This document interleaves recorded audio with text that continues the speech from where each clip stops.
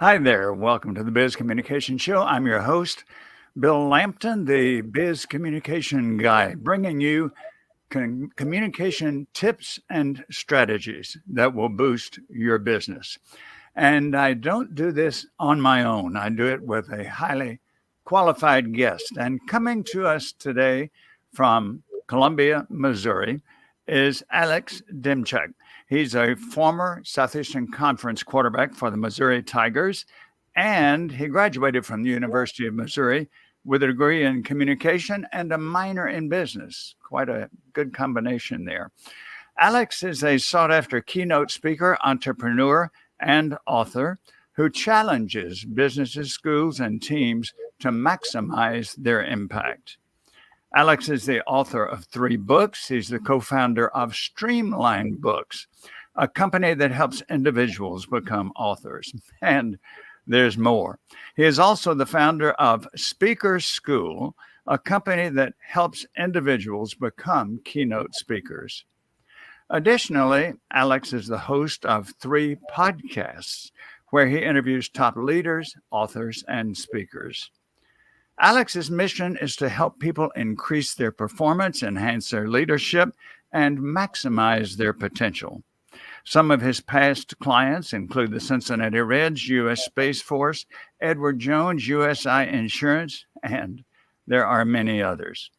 When Alex isn't speaking, he is spending time with his wife, Erin, and their children in Columbia, Missouri. And I know that you will join me now in welcoming Alex to the Biz Communication Show. Hello, Alex.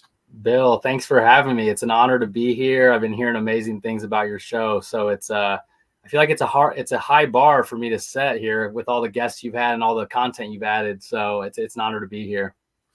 Well, I appreciate that compliment, and I return it tenfold because you have accomplished so much, both as an athlete and as a speaker and as a consultant.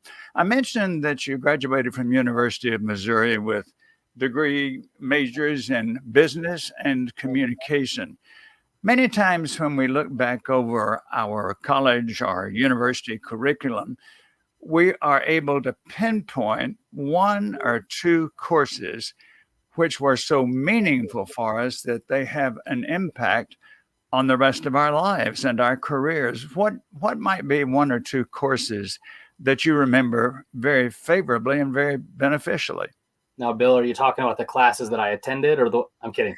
Yes. No, I'm assuming you attended, yes. No, I'm kidding. No, Mizzou was a great I loved it. And actually, it's the #1 journalism school in the country. And so it's a lot of my friends are now working at big networks doing journalism. But I went the route of communication and then minor in business, like you said.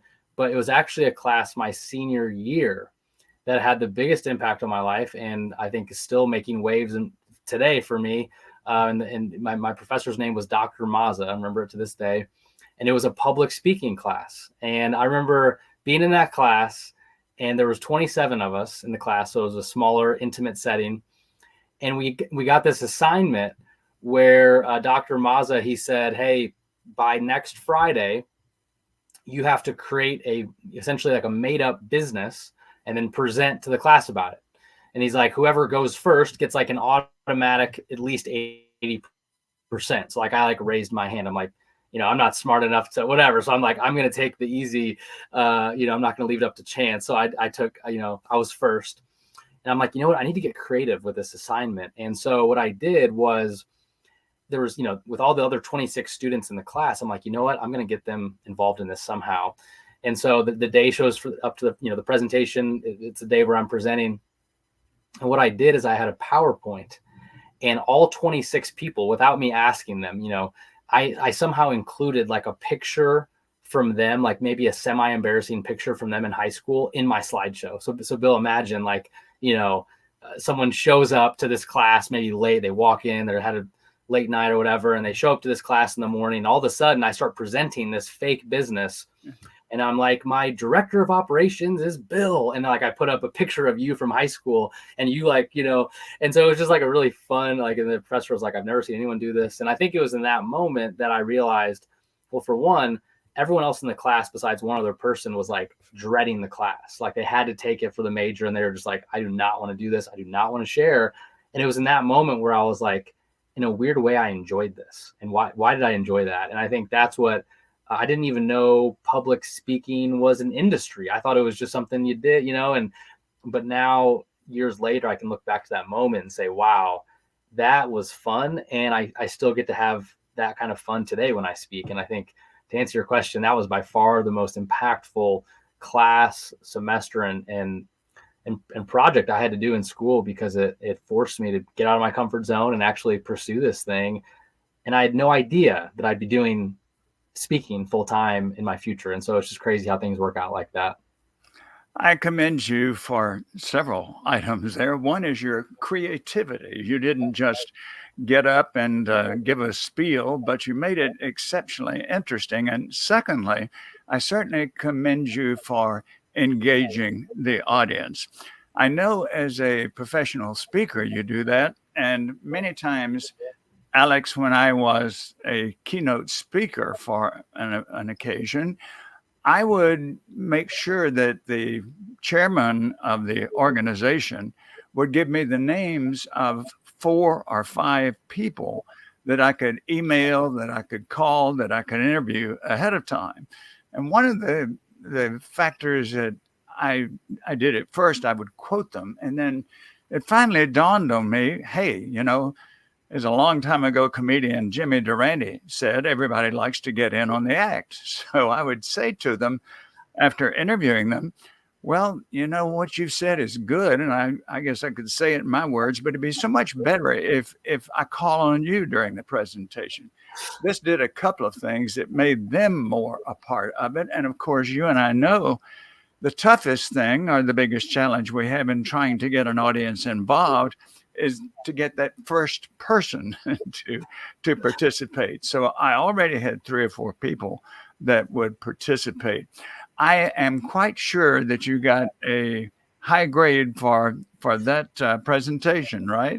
Well, Bill, all I know is I passed the class, so I don't know what it was, but no, it was a great class. And I mean, I'm literally taking note of that for after this podcast, of what you just said. That's so important, of like, everyone wants to be part of the act. And that is good, man. So thank you for just sharing that with me. And I have to say, Bill, I don't know if you get this a lot, but does anyone ever tell you that you and Zig Ziglar sound similar? You mean before or after his death? Well, take it however you want it to. But I think, man, I as a high school or college student, and even now, I occasionally listen to his tapes or his, whatever platforms he's on. And it's like, and even his son, Tom Ziglar, listen to his podcast every once in a while. And I don't know, man, I guess that's why you have a communication podcast, because you're a good communicator. But when you talked about that, I was like, am I talking with Zig right now? But I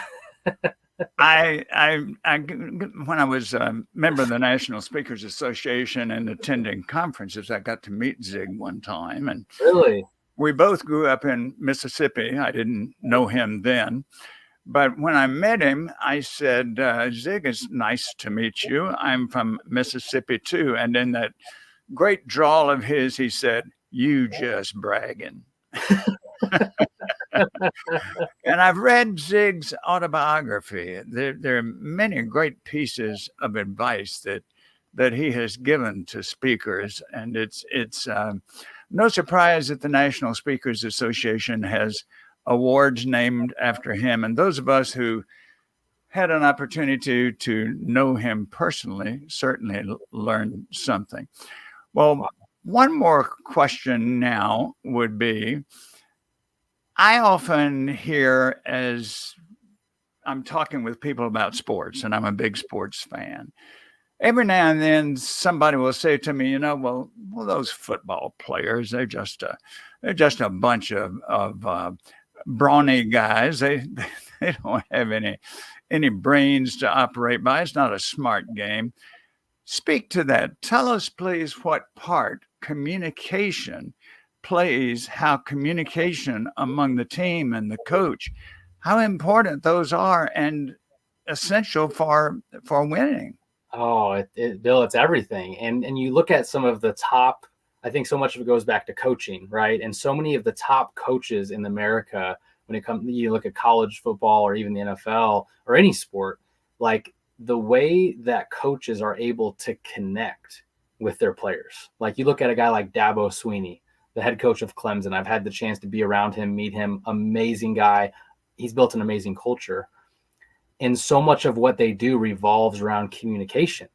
I mean, he takes the players out before the season and they go to a graveyard and he tells his players like, this is where we'll all end up. Like, what do you want your life to look like? And he does things in his program that is so intentional. And I think so often, to your point, there are these stigmas, of, athletes or whatever, but there are so many areas of my life, like these core disciplines that I learned as a college athlete, and being broken down to then be brought back up to learn to go through the process. I mean, to this day, I feel like I'm always making sure my phone is silenced because our head coach was always no cell phones in team meetings, right? So it's like the way that I was communicated to as a coach, even from a young age. I think there's such an opportunity to communicate, to make a positive impact, or on the flip side, a negative impact. I think of coaches in my life, unfortunately, who missed the boat, who I remember quitting baseball because I had a coach who in my middle school years just was not a great person. And I look back and I have some regret. I probably shouldn't have quit just because of that, but it comes back to the way he communicated, the way he demeaned the players. And I think it speaks to almost this stewardship mentality of, if you've been given a gift or a blessing to communicate, right? Are you using that? Are you using that to lift others up or tear others down? And I think you nailed it when you said, what does communication mean in sports? It's everything. And then that's just talking about the coaches. Think about the players, football in particular. You got 11 guys who are counting on each other, and large men are looking to, I was a walk-on quarterback. I tell people, when people ask me, oh, what did you play at Mizzou? I said, well, technically I was actually, my position was tailback, because when I tried to get playing time on the field, I'd run out in the field, try to get playing time. Our head coach would say, son, you get your tail back here right now. So I tell people I was a tailback, but no, I actually played quarterback. Well put. Yeah, but it's like so much of it relies on communication, on building trust, and that is ultimately what some of the core of, I'm sure, your messages, but also my message when I go speak to these teams. It's like, coming out of the last few years we've come out of, are you being intentional to, not just communicate, but to communicate, to connect? I was just at an event 2 weeks ago, at Hobby Lobby, and David Green, who started Hobby Lobby, an amazing guy, he had John Maxwell speak. And I'm sure if you've been around Zig Ziglar, you've been around John Maxwell, you've heard him speak, and he is just amazing. And he just talks about, his new book is called The High Road Leadership. A high road leader is someone who brings people together, and I think so often we forget that in leadership. It's like, how can I climb up this way? Or how can I get to this accomplishment? But it's like, are you communicating in a way that other people are not only resonate, but they can empathize with, but they also want to rally around you and say, hey, a great example, speaking of Zig Ziglar, one of my mentors and co-authors, John Gordon, he met Zig before he passed away, and John actually had the chance to speak at an event, and he said Zig was in the front row and he was taking notes when he was in his 80s. How about that? And John always talks about that, and it's so humbling to be like around a person like that, or even you, Bill. It's like the way you're adding value to communicators. It's like John Maxwell said something at this Hobby Lobby event. He said, when you're able to retire and be done, like when you get to the point where you're able to do that, is the exact time that you can't be ready to give it all up and retire and be done. Because his point was just like, you're just getting started. He's like, I'm 77 years old and I'm laser focused on what I want to accomplish. So that was a long answer, but I think so much of it just comes back to the communication. Yes. When there's a void in the communication, that's where things fall apart. When there's a void and there's misconception and there's ambiguity. And so I think communicating to connect is so important. Your illustration about Dabo Sweeney, you and I both know that in your basic speech class and in every speaking instruction since then, you've heard about the value of visual aids, taking guys to a graveyard. that's, that's a strong visual aid, and I want to add one to it before we take a break here for a minute. And the one I want to add to it is that Irk Russell was a long time, very colorful assistant coach with the University of Georgia, where I taught speech communication.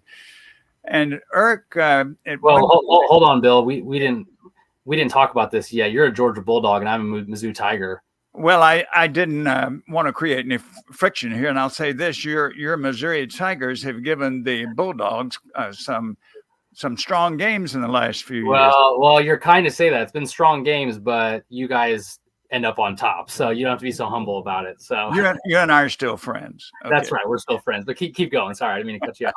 Well, Irk Russell called the team together in a locker room, and he had a big burlap bag with him. And they wondered what was in there, and Irk Russell pulls out a rattlesnake, which he has tethered, but he pulls out a rattlesnake and throws it on the floor, and the rattlesnake starts hissing. All the players duck for cover, and they're scared to death. And Irk looks at them and says, I just want you guys to know that what I just showed you is not nearly as deadly as the drugs some of you are using. Wow. Now, is that a great visual aid? Oh, man, that is a mic drop moment, man. That's incredible. Yes. Okay. Wow. We will be back in just a second, and we'll have a couple of minutes to talk about your speaking career. Be right back for that. Do you wish you felt confident about giving speeches? Do you want to deal with difficult people constructively? And what about becoming more persuasive in sales? Then keep listening now to Dr. Bill Lampton. He spent 20 years in management, so he knows the communication skills you need for success.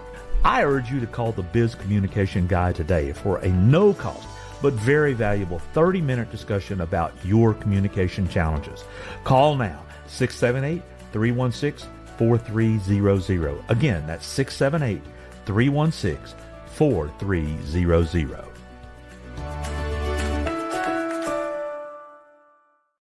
Alex, you and I are having so much fun that I know if you're willing, you're going to be a return guest. There is so much for us to cover. Hey, if you'll have a Mizzou Tiger back, I would accept. But this Bulldog will do that, yes. I want to ask you, and we have only a couple of minutes now, but tell us, please, as a professional speaker, what you try to accomplish with audiences. What's your core message, your core mission? That's a great question. And honestly, you said something earlier that I picked up on that was very key, of having everyone be a part of something. That if you do a speech without doing that, good luck.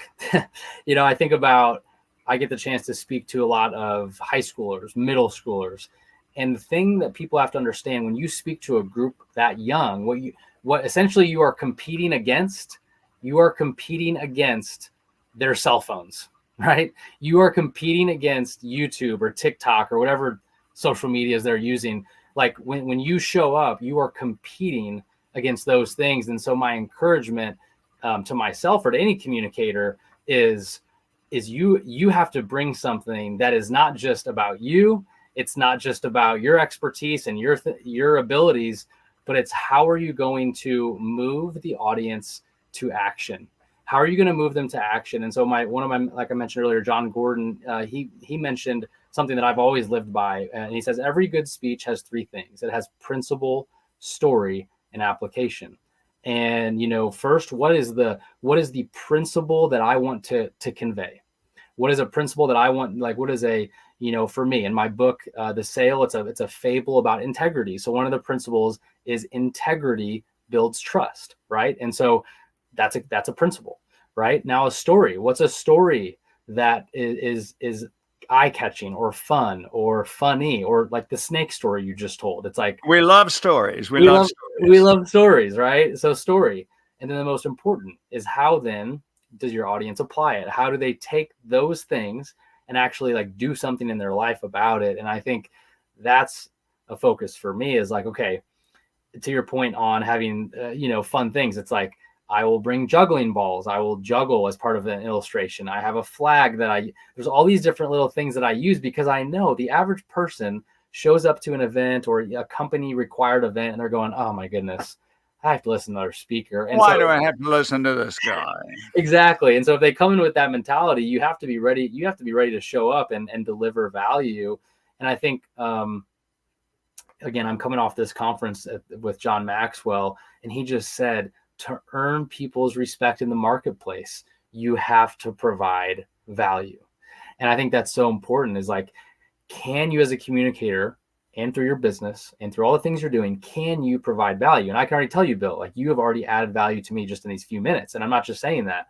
Every place you go, I think the question needs to become is, how am I adding value to someone? And so I think when you ask that question as you speak and communicate, you're going to find yourself a much more effective communicator, because you're here's a good point. Here's a good thing I want to bring up.